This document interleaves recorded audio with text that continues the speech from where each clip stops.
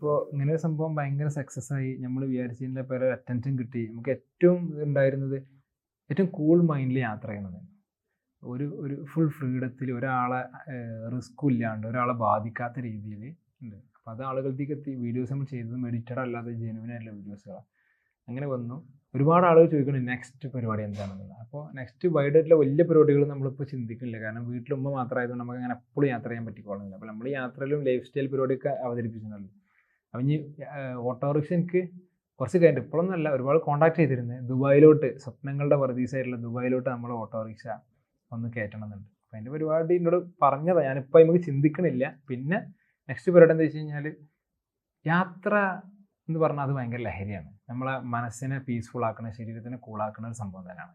നമ്മളെ സങ്കടങ്ങൾ മറക്കണേ. നമ്മൾ എപ്പോഴും പറയും നമ്മളെ വീട്ടുകാർക്ക്, ഉപ്പാക്കും ഉമ്മാക്കും മക്കൾക്ക് എല്ലാവർക്കും വേണ്ടിയിട്ടാണ് ജീവിക്കണം. ഒറ്റ ചോദ്യം തിരിച്ചു ചോദിക്കുള്ളൂ, നമ്മൾ നമുക്കും വേണ്ടി എന്ന് തുടങ്ങും ജീവിക്കാൻ.